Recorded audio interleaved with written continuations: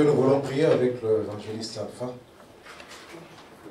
Tendre Père, Dieu extrêmement saint, là où il y a 2 ou 3 sont unis à ton nom, tu es au milieu d'eux. Tu as rempli nos cœurs dans la joie, lorsque ce joie que nous allons recevoir ta parole et que cette parole nous porte la vie. Papa, merci parce que dans leur détresse, ils ont crié à l'Éternel et au retour, tu les as envoyé la parole. Lorsque cette parole que tu as mise dans la bouche de ton serviteur porte une fruit de la repentance, fruit de la guérison, fruit de la bénédiction. Ramène toutes tes pensées à l'obéissance de ta parole et que tout ce que nous allons écouter dans ce lieu soit pour ta gloire. Bénis ton serviteur qui va nous parler au nom puissant de Jésus-Christ. Merci Seigneur Jésus-Christ. Merci Seigneur Jésus-Christ. Amen, nous acclamons la parole. Et nous prenons nos Bibles pendant que nous sommes debout dans le psaume, le premier chapitre, psaume 1, 1 à 3. Psaume 1, 1 à 3.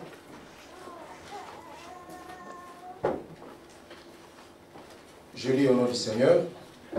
Heureux l'homme qui ne marche pas selon les conseils des méchants, qui ne s'arrête pas sur la voie des pécheurs, et qui ne s'assied pas en compagnie des moqueurs, mais qui trouve son plaisir dans la loi de l'Éternel, et qui la médite jour et nuit. Il est comme un arbre planté près d'un courant d'eau qui donne son fruit en sa saison, et dont le feuillage ne se flétrit point. Tout ce qu'il fait, lui, réussit.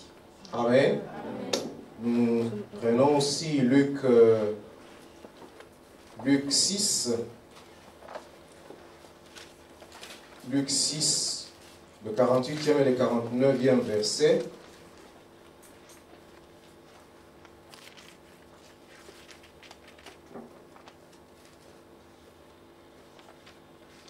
Je commence même par le verset 47. Je vous montrerai à qui ressemble tout homme qui vient à moi, entend mes paroles et les met en pratique. Il est semblable à un homme qui, bâtissant une maison, a creusé profondément et a posé le fondement sur le roc. Une inondation est venue et les torrents s'est jeté contre cette maison sans pouvoir l'ébranler parce qu'elle était bien bâtie. Mais celui qui entend et ne met pas en pratique est semblable à un homme qui a bâti une maison sur la terre, sans fondement. Le torrent s'est jeté contre elle. Aussitôt elle est tombée et la ruine de cette maison a été grande. Nous terminons par 1 Pierre 2. Deuxième verset. 1 Pierre 2. Le premier épître de l'apôtre Pierre, le deuxième chapitre, le deuxième verset. Désirez comme des enfants nouveau-nés, le lait spirituel est pur, afin que par lui vous croissiez pour le salut. Nous acclamons la parole pendant que nous nous mettons.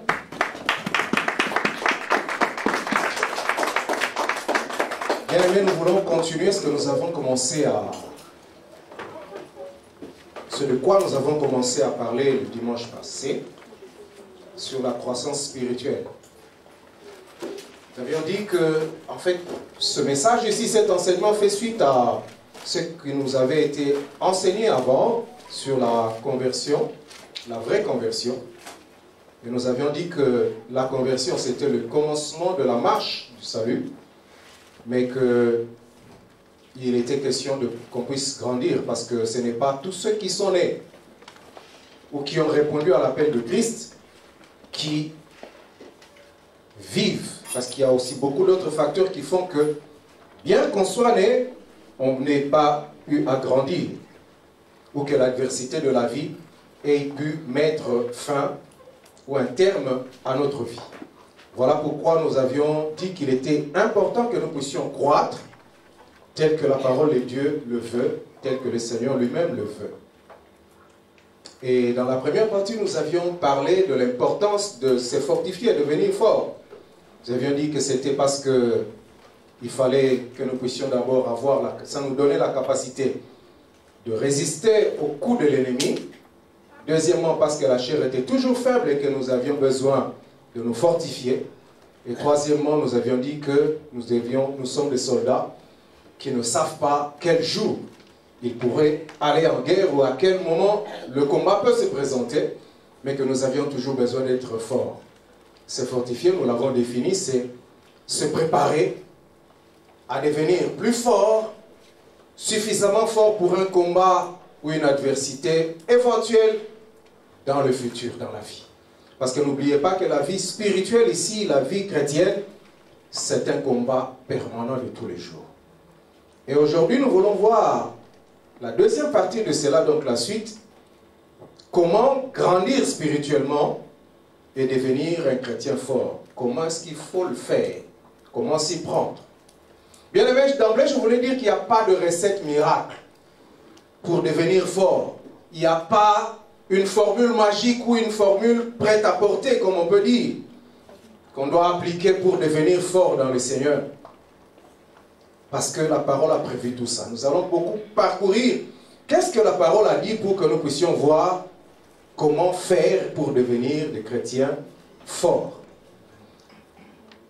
D'emblée, nous voulons dire que la croissance spirituelle dont il est question ici est distincte de la croissance naturelle. La croissance naturelle, elle est extérieure. C'est ce que nous voyons. Parce qu'il y a trois types de croissance. Luc 2, 52 nous parle de trois aspects de la croissance. On dit que, la parole de Dieu dit que le Seigneur Jésus-Christ croissait en stature, en sagesse, mais aussi en grâce devant Dieu et les hommes. Donc, le premier aspect, qui est l'aspect extérieur, c'est la stature, ou l'aspect visible des choses, ou l'aspect visible. Dans cet aspect-là, de la croissance, les choses vont de soi. Donc, il n'y a aucun effort à faire. C'est un peu comme toutes les forêts que nous voyons là. Personne ne les a plantées. Elles sont venues, comme on a appris à l'école, par pollinisation. Et tout ça, le pollen est parti et puis c'est tombé quelque part. L'arbre a commencé à pousser et on n'a rien eu à faire. L'arbre a poussé, un autre arbre a poussé et puis finalement on a eu affaire à une grande forêt. Dans cela, il y a seulement ce qu'on appelle le temps fixé, la saison, où la chose qui a été plantée porte du fruit. Pas d'effort à faire. Parce que la sémence en elle-même comporte tout ce qu'il faut. Et en son temps, elle donne du fruit. C'est un peu comme mon fils qui est là. Il est différent de moi qui ai la barbe même blanche, elle n'était pas blanche avant. Mon fils qui est là n'a pas de barbe, mais à un certain âge, il y aura la barbe qui va sortir. Mais cette barbe-là, elle est où? La barbe-là qui n'est pas encore visible, elle est là-dedans. Mais elle n'est pas encore arrivée à sortir parce que la maturité ou le temps ou l'étape où cette barbe-là doit sortir n'est pas encore arrivée. Il en est de même pour un aiglon. Si vous prenez un aiglon, le petit d'un aigle, quand il naît, il ne vole pas. L'aigle est considéré comme l'oiseau qui vole le plus haut possible. Mais quand un aigle est né et qu'il est encore petit, il ne vole pas. Il ne vole pas parce qu'il est petit. Laissez-lui le temps. Il n'aura rien à faire. Ce que Dieu a mis en l'aigle vont commencer à sortir. C'est-à-dire qu'avec le temps, les plumes vont commencer à sortir, les ailes vont prendre de l'envergure et l'aigle va s'envoler. Donc il est seulement question de temps. Rien à faire. C'est pourquoi dans la vie, vous pouvez même voir, chez nous, nous avons souvent l'habitude de voir ça. Vous vous promenez, vous voyez vraiment des fous. Papa, un enfant qui est né d'un couple de fous. Deux fous qui se sont vus et qui se sont connus. L'enfant est né. Vous regardez, waouh, mon akitoko papa. L'enfant est en bonne santé et tout. Les fous sont des fous. Ils ne savent pas comment prendre soin. Il faut mettre du talc, de la poudre, tout ça. Mais l'enfant grandit parce que Dieu a fait qu'un enfant qui est sorti puisse grandir. Amen. Amen. Mais le problème, c'est la stature extérieure. C'est ce que vous voyez, cet enfant-là grandit. Mais cet enfant-là qui est né, qui a grandi, qui a pris naissance au sein d'un couple de fous, le problème ne sera pas dans la stature extérieure. Le problème sera au niveau de la personne intérieure. Qu'est-ce que cet enfant-là sera moralement? Qu'est-ce que cet enfant-là sera spirituellement? Amen. Nous avons affaire à beaucoup de procès ici. Et les avocats savent, si vous voulez faire échapper à quelqu'un qui a tué, vous devez évoquer quelque chose. Il a des problèmes psychologiques. Amen. Si vous évoquez ça, on dit que la personne n'a pas toutes ses facultés. C'est-à-dire qu'il a agi sous l'impulsion de quelque chose. Amen. Vous savez, ceux qui connaissent l'histoire et qui aiment l'histoire, moi particulièrement, j'ai eu à étudier, à suivre la vie de celui qui a causé le plus de dégâts dans le monde. Adolf Hitler. Adolf Hitler a eu un problème, c'était un enfant abandonné. Vous voyez les enfants qui naissent comme ça, hein, ce qu'ils deviennent. On peut le voir, il est comme toi et moi, normal, pas de problème, ça c'est la stature. Mais le problème c'est cette personne qui a grandi sans amour des parents, sans encadrement, qu'est-ce qu'il devient? Qu'est-ce qu'il est? Amen. Bien aimé, la stature extérieure n'est rien du tout. Nous sommes en train de parler de la stature intérieure.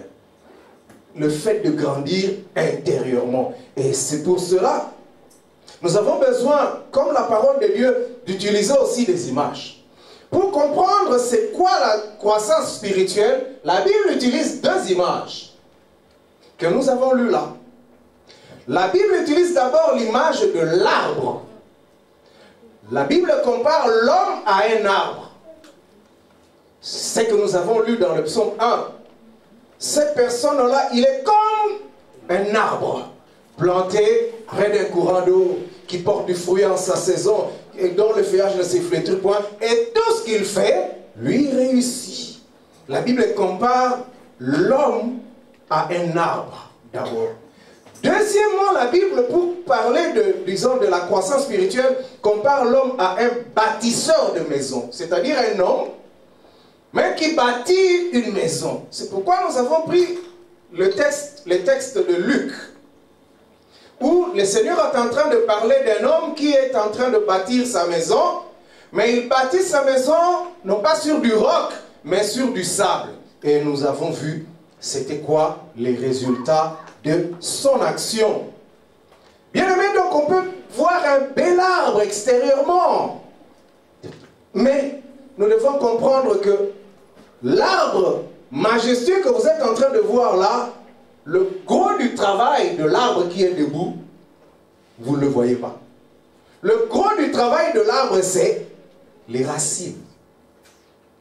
Donc, les racines sont très importantes pour un arbre. Donc, tous les secrets d'un arbre qui croît en toute élégance se trouvent dans ses racines. Les racines servent à quoi dans un arbre? Premièrement, les racines servent à nourrir l'arbre. L'arbre se nourrit grâce aux racines. Deuxièmement, les racines servent à fixer l'arbre. Donc l'arbre qui est là, pour résister, faire face aux tempêtes, au vent et tout, l'arbre a besoin d'être suffisamment enraciné. Troisièmement, le rôle de racine dans un arbre, c'est constituer des réserves pour des temps difficiles. Vous allez comprendre pourquoi est-ce que je suis en train de parler de tout ça. Je vais remettre tout ça en ordre. Constituer des arbres, des réserves pour des temps difficiles. Nous qui sommes ici en Europe, pendant l'hiver, nous avons vu ça. Vous allez voir des arbres complètement desséchés, secs. Mais cet arbre-là que vous voyez sec, vous vous dites, mais waouh, cet arbre-là, on n'a plus qu'à couper. Non, cet arbre que vous voyez là, il n'est pas mort. Mais il est en train de passer des moments très difficiles, il est sec. Mais c'est seulement les réserves qui sont encore dans la racine qui permettent à l'arbre de tenir. Quand cette situation difficile ou cette saison difficile va passer, l'arbre va reprendre de plus belle sa stature avec des feuilles et tout le reste. Et vous allez encore revoir l'arbre tel que vous l'aviez connu au départ. D'où je tire la première réponse de ma question. Comment devenir un chrétien fort de la parole de Dieu? Colossiens 2, 6 à 7, nous allons lire la parole de Dieu. Pour devenir un chrétien fort, qu'est-ce qu'il faut faire? Qu'est-ce qu'il faut faire? Il faut être enraciné. C'est pourquoi je parle de racine. La parole de Dieu parle de la racine. Pour ceux qui prennent note, ce qu'il faut faire pour être un chrétien fort, devenir un chrétien fort, c'est être suffisamment enraciné. Colossiens 2, 6 et 7. La Bible dit ceci. Ainsi donc, comme vous avez reçu le Seigneur, c'est la conversion, non? Vous avez reçu le Seigneur, qu'est-ce qu'il faut faire? Il faut marcher en lui. Donc c'est l'étape de la marche de tous les jours vers Canaan, vers la terre promise, pour nous, la vie éternelle avec toute sa récompense. Mais cette marche-là doit se passer comment? Voilà ce que la Bible dit. Dans cette marche-là, qu'est-ce que nous devons faire? Comme nous avons reçu Christ dans la conversion, nous devons marcher en lui. Comment? En étant enracinés. Premièrement. Deuxièmement, étant fondés en lui. Donc l'enracinement et la fondation sont de Christ. Troisièmement, être affermi par la foi. Par rapport à quoi? Par rapport aux enseignements que nous avons déjà reçus. Amen. Voilà la première chose à faire pour un chrétien qui veut devenir fort.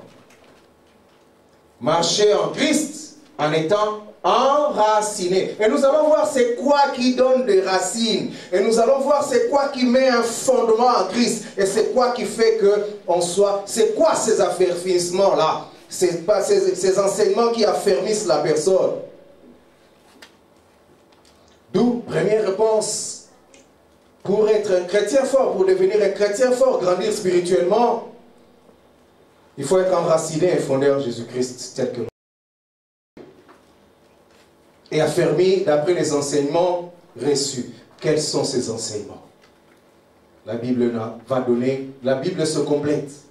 C'est pourquoi on a besoin d'enseigner, pour que ces choses-là viennent ensemble. Les racines, la fondation, c'est quoi?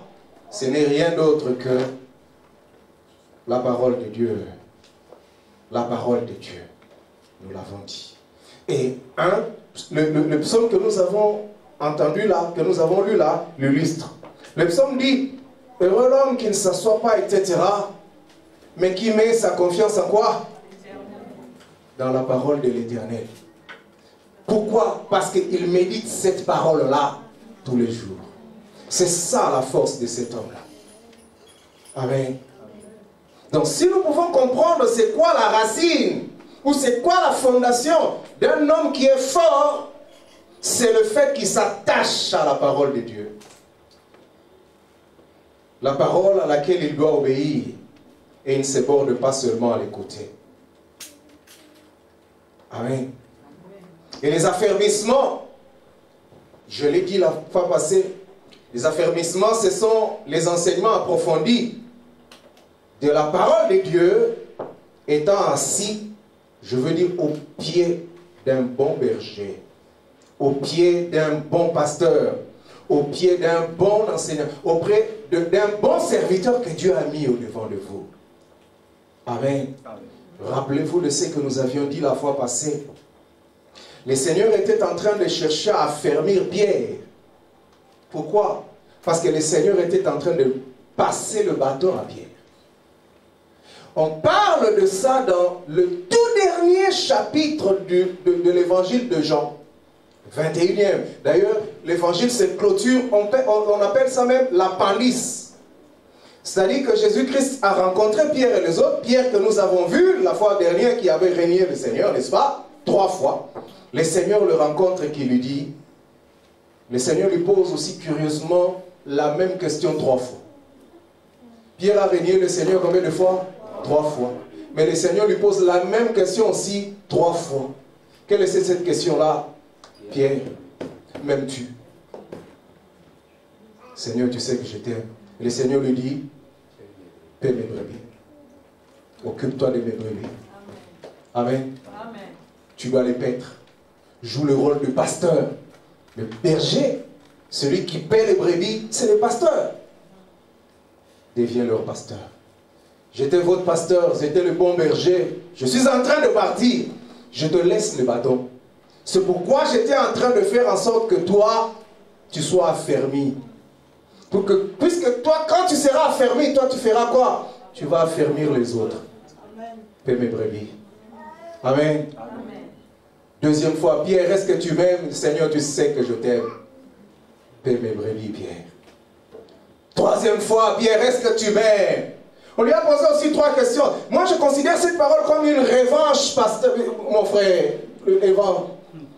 Le Seigneur a pris revanche sur le monde des ténèbres qui avait récupéré Pierre, qu'il avait régné 3 fois. Le Seigneur est en train maintenant de montrer le trophée qu'il a de Pierre. Regardez, il m'a régné 3 fois, mais je vais répéter de la même manière. Regarde cet homme, est-ce que tu m'aimes? Oui, Seigneur, tu sais que je t'aime. Paix mes brebis. Deuxième fois, est-ce que tu m'aimes? Paix mes brebis. Troisième fois, Seigneur, tu sais toutes choses. Et Pierre a pleuré. Pourquoi? Pierre a compris le poids de la fonction, le poids de la tâche, le poids de ce qu'il devait avoir à faire.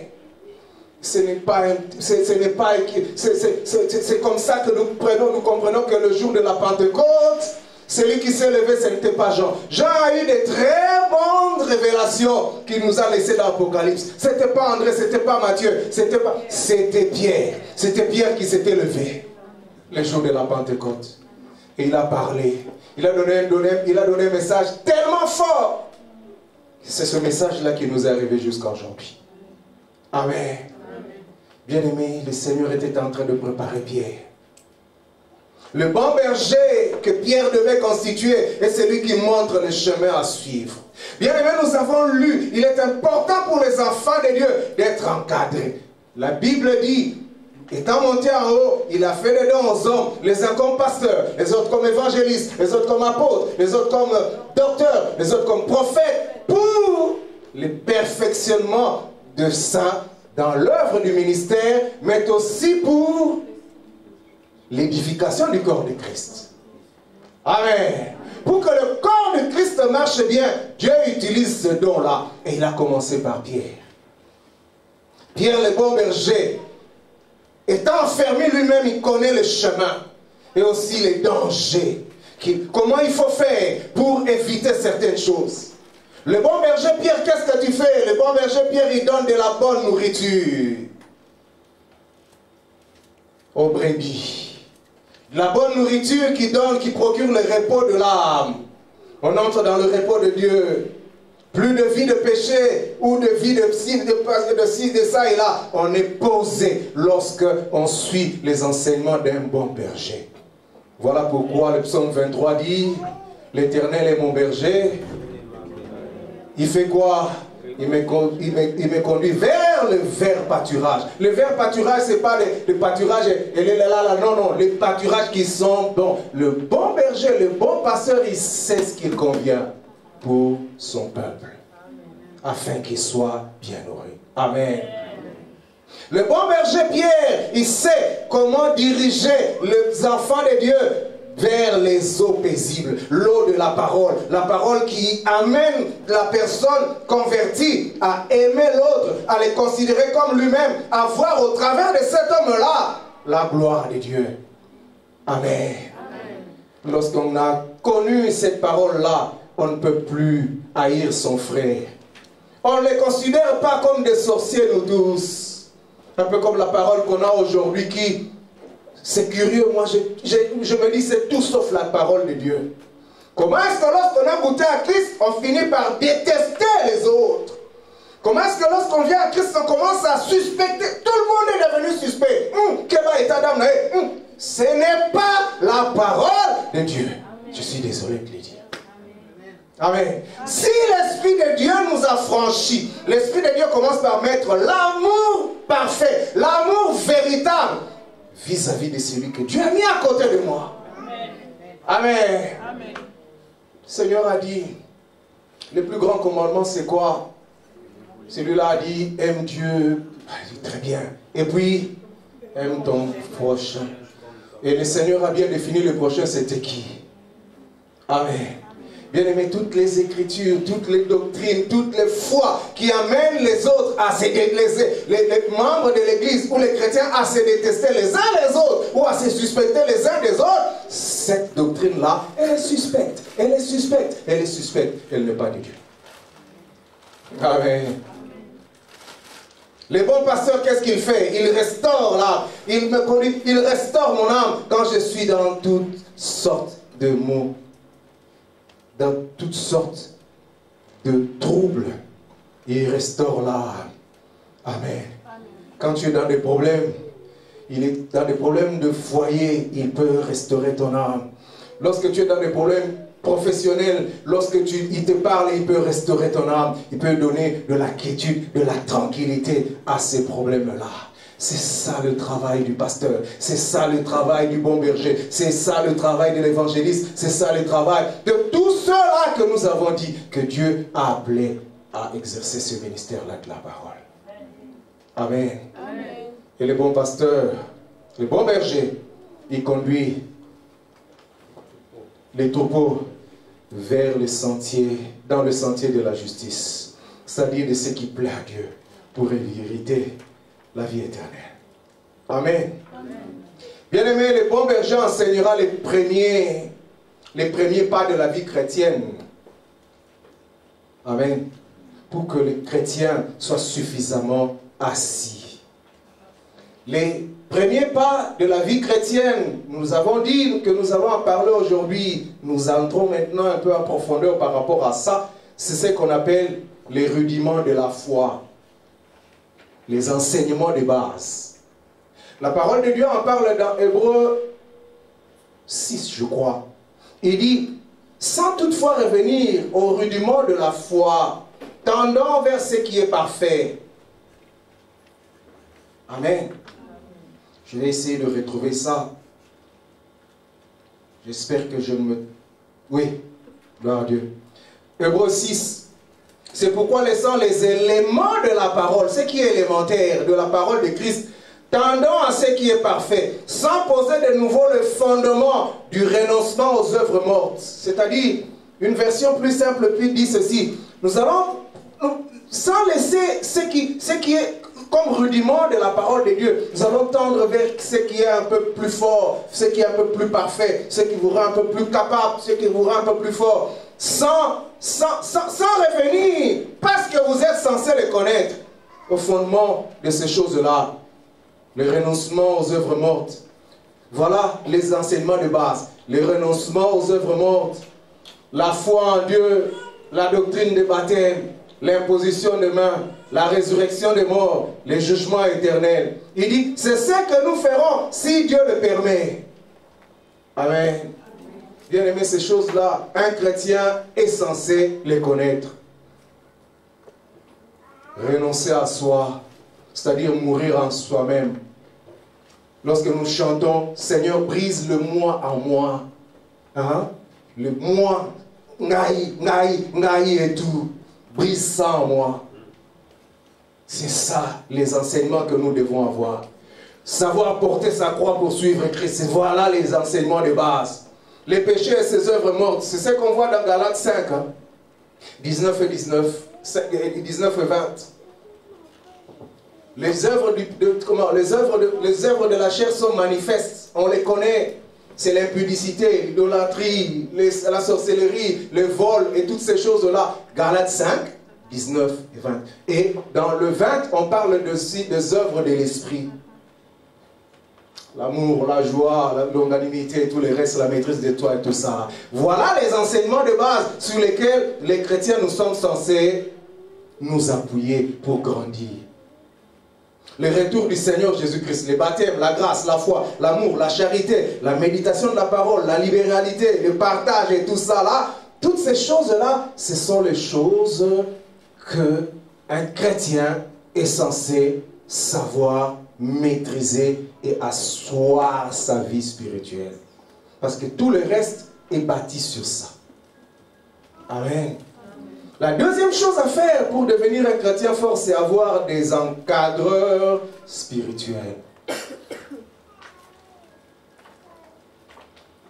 Éphésiens 4, 12. Nous l'avons dit. Dieu a fait des dons aux hommes pour le perfectionnement des saints en vue de l'œuvre du ministère et l'édification du corps de Christ. Le manque de tuteurs qui puissent encadrer les enfants de Dieu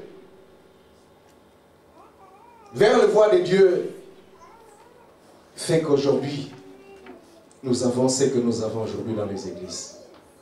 Alors, je voudrais que chacun de nous puisse se poser la question: qui est mon conducteur spirituel? Amen. Ça, c'est la question à laquelle nous devons savoir nous répondre. Amen. Qui est mon conducteur spirituel? La Bible dit, on a un seul Père, mais on peut avoir plusieurs maîtres. Amen. Tu peux apprécier celui-là, très bien, il prêche bien, oh, celui-là, il m'inspire bien, et tout ça. Mais ce n'est pas lui qui t'encadre au quotidien. C'est lui qui t'encadre au quotidien. C'est lui auprès de qui tu as grandi ou tu grandis. C'est celui-là qui est ton conducteur spirituel. Amen. Amen. Tu ne peux pas dire, toi qui vis ici, que le fils de Yom Gisho, que tu n'as jamais vu, qui vit en Corée, est ton père spirituel. Impossible. Il ne te connaît pas. Parce qu'un père connaît son fils. Amen. Amen. Alors la question qu'on doit se poser: qui est ton père spirituel? La Bible dit, priez pour... Parce qu'eux, ils prient pour vous. Parce que le fils de Yom Gisho que tu regardes à l'internet ou à la télé, il prie pour toi. Il ne te connaît même pas. C'est toi qui le considères comme un bon enseignant. Gloire à Dieu, il est un bon enseignant. Mais il a ses enfants à lui. Il est père spirituel de ceux qui sont à côté de lui. Mais toi, c'est qui ton père spirituel? C'est qui ton conducteur spirituel? Très bonne question, hein? Aujourd'hui, les enfants de Dieu ils ont leurs prophètes de poche. Moi, je les appelle des prophètes de poche. Amen. Ils adorent les prophéties. Moi aussi, j'aime les prophéties. Mais s'il y a une chose que je surveille plus que tout, c'est la prophétie. Amen. Parce que la Bible me donne l'autorisation. Veillez sur ça. Veillez sur ça. Mais les enfants de Dieu aujourd'hui, c'est dans un monde prophétise. Oh mon Dieu, il est déjà en transe. Sans même vérifier ce qu'on dit là, c'est vrai ou c'est faux? Parce qu'ils adorent ça. La Bible dit même, prenez ce qui est bon, rejetez ce qui n'est pas bon. Dans une prophétie. Waouh, c'est fort, hein? Les enfants de Dieu aujourd'hui ont des prophètes de poche. Moi, je les appelle des chrétiens autodidactes, qui n'ont pas de maître, qui n'ont pas de pasteur. Les chrétiens de l'internet, les chrétiens des réseaux sociaux. Amen. Il y a une convention à Fribourg. Waouh, il est là à Fribourg. À Paris, waouh, il est là. À Colmar, il est là, il est partout. Yozalarawa, puis finalement. Amen. Bien aimé, il faut faire très attention avec ces choses. Pour le reste, Dieu lui-même ajoute. La Bible dit ceci par rapport à la croissance spirituelle. 2 Pierre 1. C'est un enseignement, nous allons beaucoup lire quand même. 2 Pierre 1, 5 à 7. Quelqu'un peut nous lire ça rapidement, ma fille? 2 Pierre 1, 5 à 7. C'est une écriture que nous avons utilisée la fois passée. 2 Pierre 1, 5 à 7. Oui.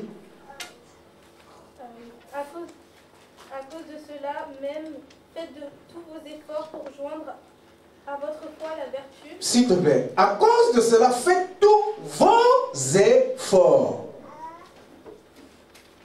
Amen. Oui, continue, je vais revenir sur tous vos efforts à vous. Vos efforts à vous. Oui. Pour joindre à votre foi la vertu, oui. À la vertu la science la tempérance, à la tempérance la patience, à la patience la piété l'amour fraternel, à l'amour fraternel la charité. Amen. Merci, tu peux t'asseoir.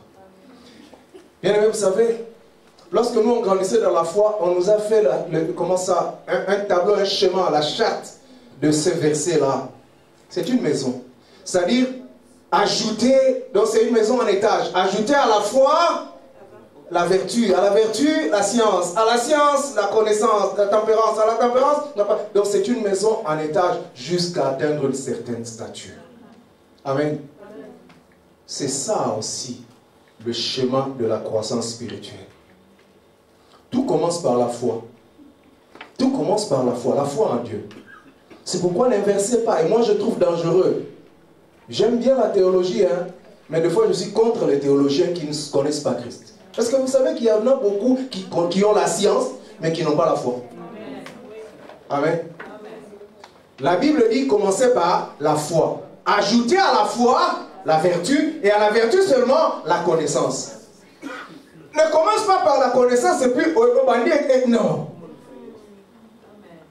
Non. C'est pourquoi on a beaucoup de dégâts. Amen. La connaissance peut vous rendre fou.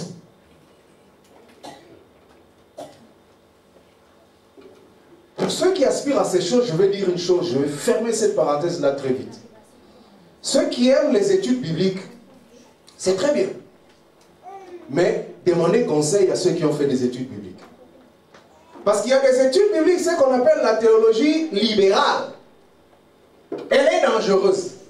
Parce que dans cette théologie-là, on va vous apprendre des choses et finalement vous allez finir là pour dire Satan a dansé. Amen. Ça va vous enlever la foi en Dieu. Mais c'est de la théologie, ça s'apprend aussi. Dans les facultés de théologie.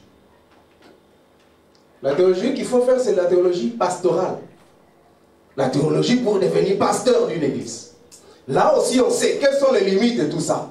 Le reste, là, c'est un peu comme de la philosophie. Toutes sortes de pensées, des grands penseurs. Moi, je pense ceci. Bien aimé, dans la parole de Dieu, il n'est pas question, moi, je pensais ceci. C'est qu'est-ce que la parole de Dieu dit? Qu'est-ce que la parole de Dieu dit? Point, trait. Viens avec moi avec ce que la parole de Dieu dit. Confrontons les Écritures, c'est tout. Ne me dis pas quand a dit ceci, Marx a dit ceci, tel a dit ceci. Non, moi, je n'ai pas besoin de tout ça. Ce sont des bons philosophes. Mais cette philosophie-là, nous n'en avons pas besoin. Bien aimé, n'oublions jamais l'axe du combat, l'adversité à laquelle nous sommes confrontés. Qu'est-ce que le diable cherche? Je vous ai dit ça la fois passée. N'oubliez jamais, le diable cherche une seule chose, vous faire abandonner la foi. Et le diable ne le fait pas à découvert. Faire abandonner la foi, le diable ne le fait pas à découvert. Il a eu une tactique qu'il a commencé depuis l'Éden jusqu'à aujourd'hui. Et ça tient bien. Vous êtes suffisamment fort. Le diable sait que vous avez Christ. Et quand si jamais il doit venir à découvert, vous allez le découvrir, vous allez le chasser. Vous avez la force pour chasser le diable, n'est-ce pas? Amen. Qui croit qu'il a la force pour chasser le diable? Amen. Très facile. Le diable dit, au nom de Jésus, il part. Amen. Amen. Voilà pourquoi il sait que s'il doit venir à découvert au Benganaï. Vous savez comment il va venir? Il va venir par la ruse. Amen. La ruse. Transformer ou déformer la vérité. Bien aimé, la séduction, elle est très proche de la vérité. Amen. La séduction n'est pas à 100 km de la vérité, non. La séduction, c'est un mot qu'on a mis juste pas à sa place. Et ça vous séduit. Amen. Vous savez ce que Satan a fait? Ève connaissait la parole. Hein? Dieu a donné la parole à Adam. Adam a enseigné sa femme, Ève. Ève connaissait la parole. Mais Satan vient lui dire. Il a dit, mais cet arbre-là, vous ne mangez pas. Adam, elle va répéter la parole. Amen. Et lui, il est venu tordre seulement un peu. Dieu a-t-il réellement dit? Oh, mais c'est ce que Dieu a dit, non? Oh, ça veut dire que non. Quand tu entres dans le doute parce que tu n'es pas suffisamment assis, lui il entre par là. Amen. Amen. Dieu sait que si vous devez faire ça, vous irez comme lui, vous allez avoir la connaissance comme lui, d'être comme Dieu. Ah bon? Et à solo, à Fumolinga mémoire, hein? Et c'est parti comme ça. même aujourd'hui, la même technique est utilisée par le diable. Amen. Bien aimé, lorsqu'on grandissait dans la foi, on nous donnait l'image de la sécurité d'un chrétien. C'est-à-dire qu'on était comme un insecte placé dans une bouteille transparente. Hein? Le coq est en train de venir, quand il s'approche là, avec il essaye de vous picoter là pour vous prendre, il se rend compte que, vous avez une protection tout autour. Il ne sait pas vous prendre. Et vous dansez là sur lui. Amen, un peu comme les enfants font. Vous savez comment il va faire? Il va commencer à te parler. Le but de tout ça, c'est quoi? C'est que toi-même, tu puisses ouvrir. Toi-même, tu puisses lui ouvrir la porte. Et il va commencer à te parler. Et quand tu vas l'entendre, tu vas ouvrir une porte. Tout commence par les ruses du diable. Après la ruse du diable, le diable veut t'emmener à l'ouverture de portes. Des portes que tu as bien fermées toi-même, sur lesquelles tu veilles. Et quand tu vas ouvrir les portes, ça va, tu vas faire quoi? Il va te parler et tu vas renouveler tes anciens pactes. Et quand tu vas renouveler tes anciens pactes, tu vas rétrograder complètement. Amen. Et le diable n'a pas fini avec ces techniques-là aujourd'hui. Et le pire dans tout ça, c'est que le diable a amené ces techniques-là dans l'église. La Bible parle des serviteurs du ventre. Amen. Les serviteurs du ventre, moi je ne les trouve pas trop dangereux. Parce qu'ils cherchent leur coin, un peu comme on dit. Hein? Ils cherchent leur pain. Mais bon. Mais les plus dangereux, c'est vraiment les serviteurs de Satan. Amen. Ceux qui veulent non pas seulement gagner un peu d'argent, les mabonza et tout, mais ceux qui veulent vous détourner de la voie du salut. Ce sont des agents du diable. Et il y en a malheureusement. Alors qu'est-ce qui peut préserver un enfant de Dieu de tout ça? C'est la connaissance de la parole de Dieu. Amen. C'est la connaissance de la parole de Dieu. Bien aimé, vous savez, le Seigneur lui-même a dit, le Seigneur lui-même, Jésus-Christ, a vaincu le diable à cause de quoi? De la parole. Lorsque la tentation était venue, le Seigneur a répondu par il est écrit. Lorsque le Seigneur a dit, c'est le Seigneur qui avait commencé par dire il est écrit. Lorsque le Seigneur a dit il est écrit, Satan aussi a pris il est écrit. Amen. Mais il est écrit tordu. Amen. Il est aussi écrit. Mais il est écrit de Satan et il est écrit tordu. Et si toi tu ne connais pas la parole, tu vas aller tout droit, tu vas l'entendre, tu vas penser que ce qu'il dit là est vrai. Voilà pourquoi j'insiste. Les enfants de Dieu doivent connaître la parole de Dieu. Les enfants de Dieu doivent connaître la parole de Dieu. J'insiste encore, les enfants de Dieu doivent connaître la parole de Dieu. Paul lui-même disait à Timothée, sois versé dans les Écritures. Sois versé dans les Écritures. Les Écritures, s'il vous plaît, je vous en supplie. Ne venez pas lire votre Bible les dimanches. C'est un danger, vous ne savez pas à quoi vous exposer. Vous n'êtes pas suffisamment fort quand vous lisez la Bible seulement les dimanches pour quand on vient à l'église. Vous savez, la parole de Dieu que vous lisez pendant plusieurs heures dans une journée n'a pas la même efficacité que des bouts de paroles que quelqu'un lit tous les jours pendant 30 minutes. Ce n'est pas... Amen. Ce n'est pas la même chose. Je préfère encore lire petit, chaque jour que lire des longs, ou faire des longues choses en une seule journée et puis faire un temps mort pour recommencer. Non, ça ne donne rien. Amen. Bien aimé, il est important que les enfants de Dieu connaissent toutes ces choses-là. Parce que il faut que les enfants de Dieu aient une très bonne compréhension de l'évangile pour faire face aux faux enseignants. Vous savez, les faux enseignants, ils vous diront, venez au Seigneur et tous vos problèmes vont disparaître. Hein? L'église, on n'a pas plein ça. Ouh, pas plein ça pour il y a grave. Tous vos problèmes vont disparaître, venez. Venez au Seigneur, vous deviendrez riches. Amen. je sais que par le Seigneur, on peut devenir riche. Mais je ne peux pas baser la doctrine ou la vision d'une église sur ces choses-là. Non. Ce n'est pas ce que la parole de Dieu dit.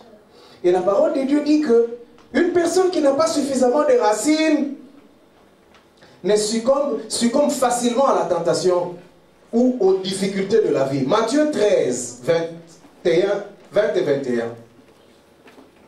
Ça, c'est la parabole du semeur. Le Seigneur a parlé de quelqu'un qui a reçu, un semeur qui était en train de s'aimer, mais sa semence est tombée à divers endroits. Et le Seigneur a expliqué cette parabole-là. Mais nous allons seulement prendre la portion qui concerne les racines. C'est le verset 20 et 21. La Bible dit ceci.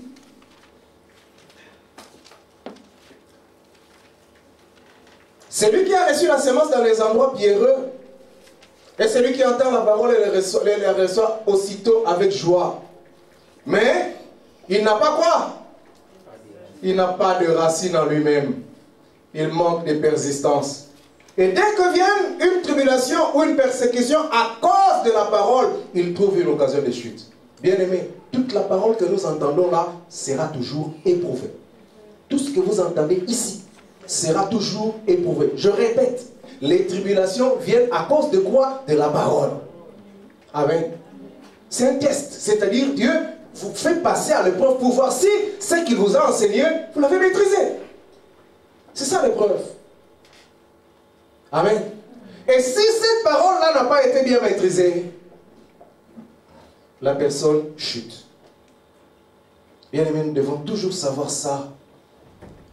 Il y aura toujours une guerre entre les enfants de Dieu que nous sommes et les enfants des ténèbres. Ils chercheront toujours à vous faire chuter. Et ça, c'est ce que nous devons savoir. La troisième chose, il faut savoir s'attacher à la parole de Dieu elle-même. Pour devenir un chrétien fort, s'attacher à la parole de Dieu elle-même. La parole de Dieu elle-même d'abord. La parole de Dieu elle-même d'abord. Et non pas à des visions et la recherche de prophéties, je l'ai dit ici. Je répète aux enfants de Dieu, laissez Dieu être Dieu. Amen. Si Dieu donne une révélation, il est souverain, il donne une révélation. Mais si Dieu ne donne pas de révélation, ne forcez pas la révélation. Amen. Vous savez, des fois, papa, nous sommes un peu gens acculés. Hein? Les enfants de Dieu, ils nous prennent un peu comme des ngangas chez nous. Hein? Ils pensent que nous avons réponse à tout. Nous n'avons pas réponse à tout. Les serviteurs de Dieu qui vous diront, tic au tac, j'ai la réponse à tout, c'est un faux serviteur. Parce que celui qui donne la révélation, c'est Dieu. Il donne s'il veut. S'il ne te donne pas, il n'y a pas de mal à ce que je te dise, Dieu ne m'a rien dit. Il n'y a pas de mal à ce que je te dise rien, Dieu ne m'a rien dit. Est-ce que vous m'entendez? Amen. Il n'y a pas de honte ni de mal à dire ça comme ça. Sinon, si vous me forcez la main, je vais vous dire, je vais vous dire des mensonges. Je vais commencer à inventer des choses pour vous faire plaisir. Alors que moi-même, je saurais que j'ai menti. Amen. Il n'y a pas de dire, il n'y a pas de mal à dire que Dieu n'aura rien dit. Allez chercher à connaître la parole et vous pouvez prier pour vous-même. Vous pouvez prier pour vous-même. Vous pouvez prier pour vous-même parce que Dieu vous en a donné aussi les capacités. Amen. Amen. Le premier prophète de ta vie, c'est d'abord toi. Bien-aimé, Dieu ne peut pas parler au prophète mieux qu'à toi. Dieu te parle. C'est parce que tu n'as pas encore exercé l'écoute que tu ne comprends pas. Mais Dieu te parle beaucoup. Amen. Amen. C'est ce que la Bible dit. La Bible dit Dieu parle tantôt d'une manière ou d'une autre, mais c'est ce que les hommes ne prennent pas garde. Amen. Tu vois des choses, je sais que tu vois des choses. Le problème est que tu ne sais pas que ces choses-là, ça vient de Dieu. Amen. Voilà pourquoi nous avons besoin de grandir et de comprendre comment est-ce que Dieu nous parle et comment est-ce que Dieu peut nous visiter. Amen. Papa, les enfants de Dieu que tu vois là, bazana ba prophète ne bomba yakana ba. Yo yébité. Amen. Les enfants de Dieu qui sont là, ils ont leurs prophètes qui viennent chez eux dans leur maison, à l'insu de celui qui les encadre, à l'insu de l'évangéliste, qui est le visionnaire de l'Église. Bien, je vais vous dire une chose, c'est une faute, hein, et c'est un danger que vous courez si votre conducteur spirituel ne sait pas qui vient dans votre maison, avec qui vous échangez. Parce que si vous induisez en erreur, celui qui priera pour vous, c'est lui. Je vais vous dire aussi une chose. Dieu a mis au devant de vous, ce sont eux qui répondent spirituellement de vous. Est-ce que quelqu'un a compris ça? Ce sont eux qui répondent spirituellement de ce qui vous concerne.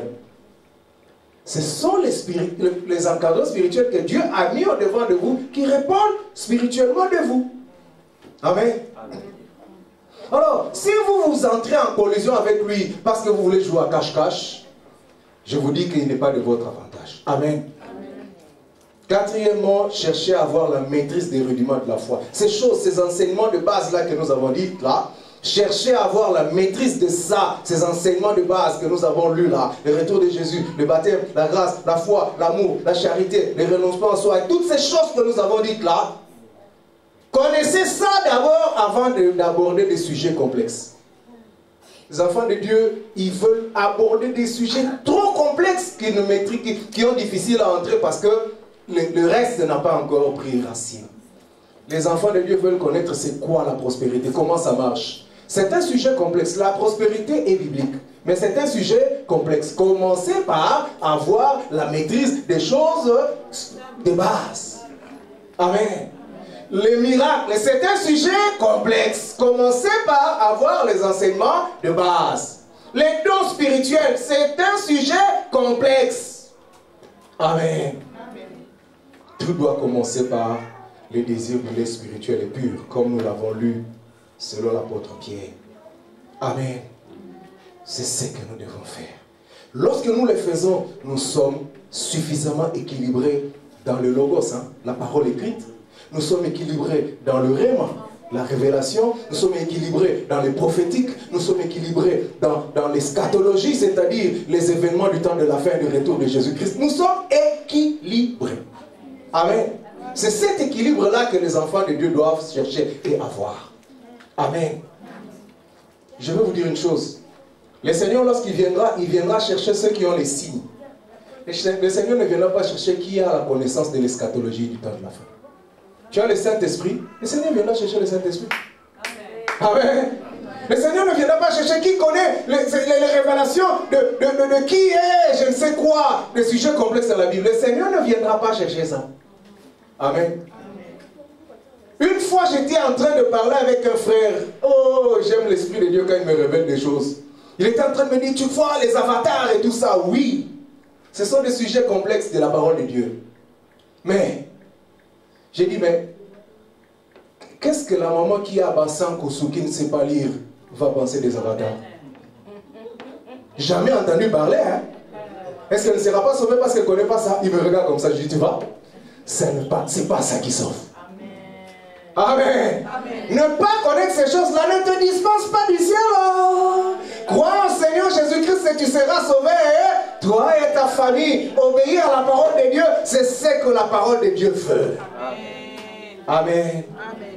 Bien-aimé, s'enraciner dans l'amour de Dieu, c'est ça aussi qui rend un chrétien fort. S'enraciner dans l'amour de Dieu, c'est savoir que l'amour de Dieu est profond, l'amour de Dieu est large. Quel que soit ce que je traverse, la parole, rien ne peut aller à l'encontre de ce que Dieu a prévu pour moi. Je sais une chose, c'est que tout ce qui m'arrive concourt à mon bien. Que ça soit difficile, que ça soit pénible, que je vois clair ou que je ne vois pas clair, l'amour de Dieu est profond pour moi. Amen. La sixième chose, c'est la communion fraternelle. C'est-à-dire être en compagnie d'autres frères chrétiens. D'autres frères chrétiens, mais des frères chrétiens pas trop faibles, mais ceux qui sont assez forts. Parce que les trop faibles, ils murmurent beaucoup, ils vont commencer à vous attirer vers le bas. Amen. La communion fraternelle. Qui sont vos amis? Toi, tu marches avec qui? Toi, un enfant de Dieu, mais ton ami, c'est un grand, le dealer du coin là. Vous voyez qu'on a. Amen. Et la 7e chose, je termine par là, c'est se débarrasser de toute mauvaise amertume. Amen. La Bible dit garde ton cœur plus que toute autre chose. Parce que quand tu as de l'amertume dans ton cœur, le manque de pardon, ça produit la haine. Et la haine produit encore la haine. Et la haine produit la guerre. Et voilà, c'est des choses qui détruisent l'Église. La Bible nous parle, c'est le Seigneur qui donne le parabole du jardinier. Ça dit que le bon jardinier, il enlève les mauvaises plantes, les mauvaises herbes, pour que sa plante puisse croître facilement. Alors la chose qui te dérange là, qui veut amener l'amertume à détester ton frère, enlève ça avant que ça ne puisse prendre racine et que ça te détruise. Que le Seigneur bénisse sa parole et que le Seigneur bénisse. Amen. Papa, je me suis précipité pour prendre ce que je pouvais dire. C'est les enseignements de 3 jours pendant 6 heures de temps. Mais j'ai essayé de faire de mon mieux pour résumer ça en 2 heures. 1 heure la fois passée et 1 heure ici. J'espère que l'Esprit de Dieu conduira quelqu'un à comprendre ce qu'il doit faire. Que Dieu vous bénisse. Nous acclamons le roi de gloire. Nous levons en même temps que nous acclamons. Et nous remercions Dieu. Dis un mot à Dieu pour cette parole.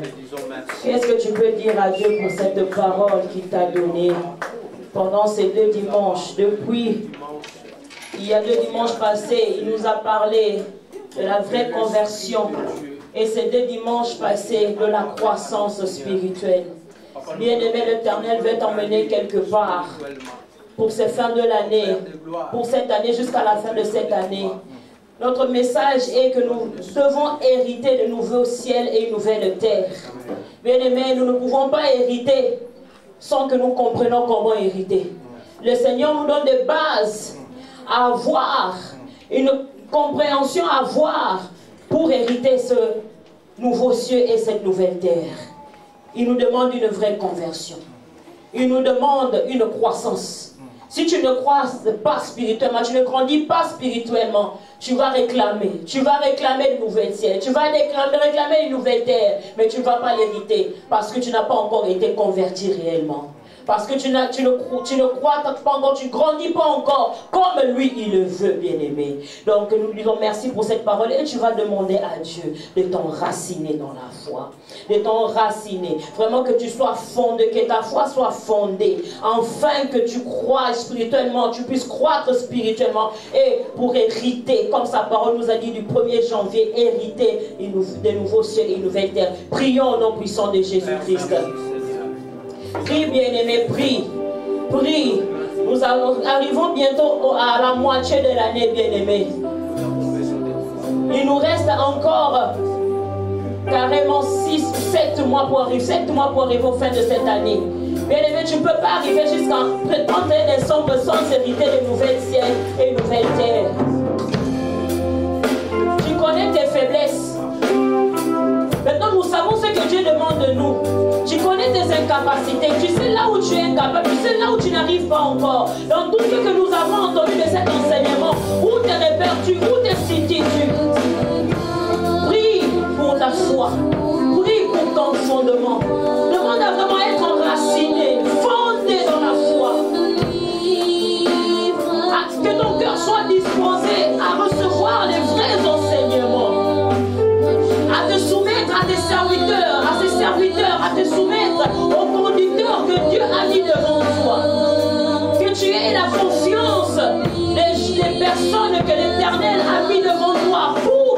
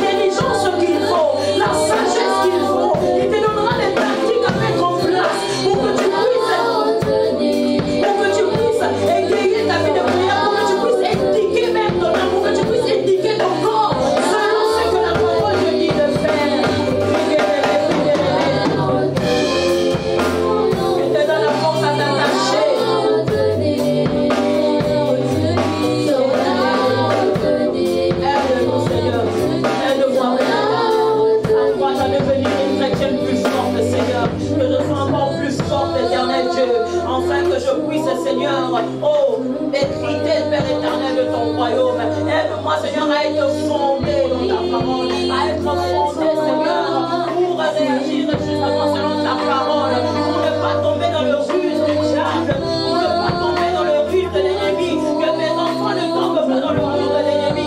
Donne-nous, Seigneur, la sagesse, pas la sagesse que l'on va enseigner à l'école, pas la sagesse qu'on va enseigner, Seigneur, dans la famille, mais la sagesse de ta parole. Donne-nous la sagesse de ta parole, Seigneur, pour agir justement, pour agir selon ta parole. Seigneur, que nous puissions répondre comme toi, Jésus, tu as répondu. Quand le diable s'approcha pour te tenter, tu lui dis, il est aussi écrit. Que nous puissions répondre devant les problèmes, que nous puissions répondre devant, Seigneur, les combats, devant le bruit, devant les attaques, que nous ayons, Seigneur, assez de connaissance pour nous rendre qu'il est aussi écrit. Aide-nous, Seigneur, aide-nous dans ta parole, au nom de Jésus. Débarrasse-toi, bien-aimé, de toute amertume dans ta vie, toute amertume qui fait que jusqu'aujourd'hui, tu n'arrives pas à croire.